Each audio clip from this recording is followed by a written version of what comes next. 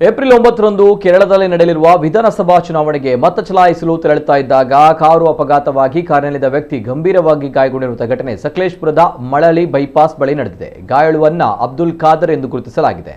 ಹೈದರಾಬಾದ್ನಲ್ಲಿ ಕೆಲಸ ಮಾಡ್ತಾ ಇದ್ದ ಖಾದರ್ ಮತ ಚಲಾಯಿಸಲು ಕಾರಿನಲ್ಲಿ ಕೇರಳಕ್ಕೆ ತೆರಳುತ್ತಾ ಇದ್ರು. ಈ ವೇಳೆ ಕಾರು ನಿಯಂತ್ರಣ ತಪ್ಪಿ ಡಿವೈಡರ್ಗೆ ಡಿಕ್ಕಿಯಾಗಿ ರಸ್ತೆಯಿಂದ ಕೆಳಕ್ಕೆ ಹಾರಿ ಸುಮಾರು 25 ಅಡಿ ದೂರದಲ್ಲಿ ನಿಂತಿದೆ. ಅಪಘಾತದಿಂದ ಕಾರಿನ ಮುಂಭಾಗ ಸಂಪೂರ್ಣ ನಜ್ಜುಗುಜ್ಜಾಗಿದೆ. ಗಾಯಾಳುವಿಗೆ ಸಕಲೇಶಪುರ ಆಸ್ಪತ್ರೆಯಲ್ಲಿ ಪ್ರಾಥಮಿಕ ಚಿಕಿತ್ಸೆ ಕೊಡಿಸಿ ಹೆಚ್ಚಿನ ಚಿಕಿತ್ಸೆಗಾಗಿ ಮಂಗಳೂರು ಆಸ್ಪತ್ರೆಗೆ ರವಾನಿಸಲಾಗಿದೆ. ಅತಿ ವೇಗವೇ ಅಪಘಾತಕ್ಕೆ ಕಾರಣ ಎನ್ನಲಾಗಿದೆ. ಸ್ಥಳಕ್ಕೆ ಪೊಲೀಸರು ಭೇಟಿ ನೀಡಿ ಪರಿಶೀಲನೆ ನಡೆಸಿದ್ದಾರೆ. ಸಕಲೇಶಪುರ ನಗರ ಪೊಲೀಸ್ ಠಾಣಾ ವ್ಯಾಪ್ತಿಯಲ್ಲಿ ಈ ಘಟನೆ ನಡೆದಿದೆ.